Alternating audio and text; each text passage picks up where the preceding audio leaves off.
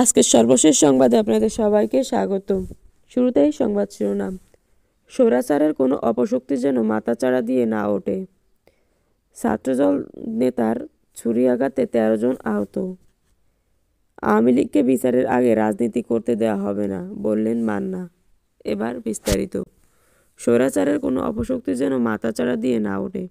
অন্তর্বর্তী সরকারের কার্যক্রমকে বিতর্কিত করতে বিগত ফ্যাসিস্ট ও স্বৈরাচার সরকারের দোসররা এখনও সক্রিয় থেকে গোপনে নানা কৌশলে জনমনে বিভ্রান্তি ছড়ানোর অপচেষ্টা চালিয়ে যাচ্ছে, এই অভিযোগ করেছে বাংলাদেশ অ্যাডমিনিস্ট্রেটিভ সার্ভিস অ্যাসোসিয়েশন।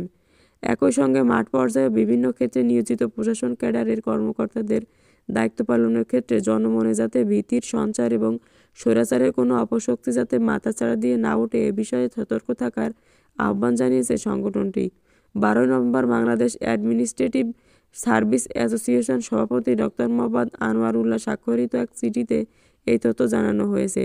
চিঠিতে তিনি বলেছেন, গণতন্ত্র অনুযায়ী অ্যাসোসিয়েশনের কেন্দ্রীয় কমিটি সহ বিভাগ ও জেলা কমিটির সব স্তরের কর্মরত সদস্যরা সুশীল সেবক হিসেবে জনগণের পাশে থেকে উন্নয়নমুখী জনবান্ধব জনপ্রশাসন ব্যবস্থা প্রতিষ্ঠায় অগ্রণী ভূমিকা পালনে অঙ্গীকারবদ্ধ।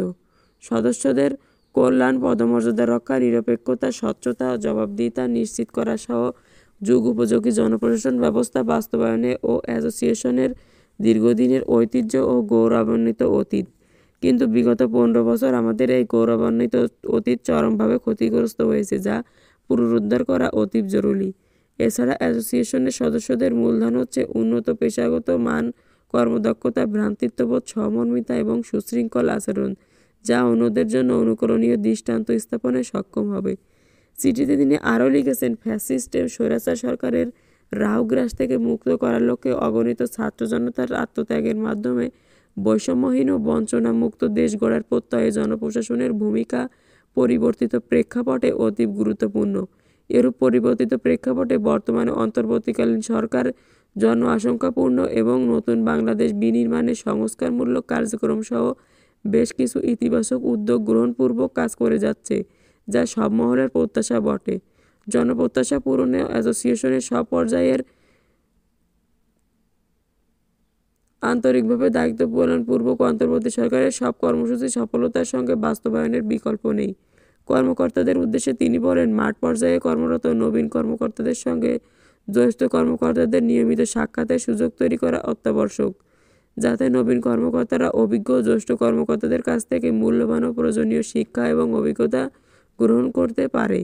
অ্যাসোসিয়েশনের আঞ্চলিক কমিটির সভাপতি হিসেবে এ ধরনের সাক্ষাৎকালে আপনি নবীন কর্মকর্তাদের মধ্যে সৌহার্দ্য, সহমর্মিতা, শৃঙ্খলাবোধে প্রবৃত্তি এবং কর্মক্ষেত্রে দক্ষতা বৃদ্ধিতে অধিকতর যত্নবান হওয়ার প্রতি আহ্বান জানাতে পারেন।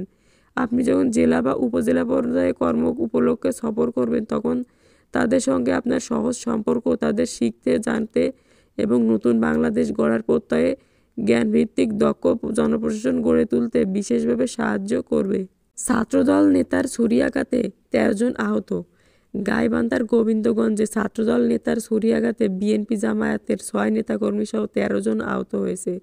উপজেলার চারমাথা মোড় এলাকায় বৃহস্পতিবার রাত ১০টার দিকে এই ঘটনা ঘটে। আহতদের মধ্যে ২ জনের অবস্থা গুরুতর হওয়ায় তাদের বগুড়ায় পাঠানো হয়েছে। হামলার প্রতিবাদে ওই রাতেই গোবিন্দগঞ্জ পৌর শহরের ঢাকা-রংপুর মহাসড়কে বিক্ষোভ মিছিল করে জামায়াত ও জাসাসের নেতাকর্মীরা। হামলাকারী ছাত্রদল নেতা মারুফ হাসানকে আটক করেছে পুলিশ। সে শিবপুর ইউনিয়ন ছাত্রদলের সাধারণ সম্পাদক। পুলিশ ও প্রত্যক্ষদর্শীরা জানায়, মারুফ হাসান রাত ১০টার দিকে চারমাথা মোড়ে ফুল মিয়ার দোকানে গিয়ে ব্ল্যাক ডায়মন্ড সিগারেট চেয়ে না পাওয়ায় দোকানদারের সঙ্গে তুমুল বাকবিতণ্ডায় জড়িয়ে পড়ে। পরে মারুফ ফোন দিয়ে বন্ধুদেরকে ডেকে এনে ধারালো চাকু নিয়ে ফুল মিয়াকে মারতে যায়। এ সময় আশেপাশে থাকা লোকজন বাধা দেওয়ার চেষ্টা করলে মারুফ তার হাতে থাকা চাকু দিয়ে এলোপাতাড়ি ছুরিকাঘাত শুরু করে। এতে অন্তত ১৩ জন আহত হয়। এরপরই মারুফ ও তার সহযোগীরা পালিয়ে যাওয়ার চেষ্টা করে, কিন্তু স্থানীয়রা ধাওয়া করে মারুফ হাসানকে আটক করে পুলিশে সোপর্দ করে। অন্যরা পালিয়ে যায়। পরে আহতদের উদ্ধার করে গোবিন্দগঞ্জ উপজেলা স্বাস্থ্য কমপ্লেক্সে নেওয়া হলে কর্তব্যরত চিকিৎসকের পরামর্শে দুজনকে উন্নত চিকিৎসার জন্য বগুড়া শহীদ জিয়াউর রহমান মেডিকেল কলেজ হাসপাতালে নেওয়া হয়। আহতদের মধ্যে পৌর জাসাসের আহ্বায়ক রাশেদ নিজাম রুমেল, পৌর স্বেচ্ছাসেবক দলের সদস্য জামাল মিয়া, পৌর যুব জামায়াতের বায়তুল মাল সম্পাদক ফুল মিয়া, পৌর ছাত্র দলের ৫ নম্বর ওয়ার্ডের সাধারণ সম্পাদক আশিক সরকার রয়েছেন। গোবিন্দগঞ্জ থানার ভারপ্রাপ্ত কর্মকর্তা বুলবুল ইসলাম জানান, পুলিশ ঘটনাস্থল পরিদর্শন করেছে। এই ঘটনায় মারুফ হাসানকে আটক করা হয়েছে। তার বিরুদ্ধে মামলার প্রস্তুতি চলছে। আওয়ামী লীগকে বিচারের আগে রাজনীতি করতে দেওয়া হবে না, বললেন মান্না।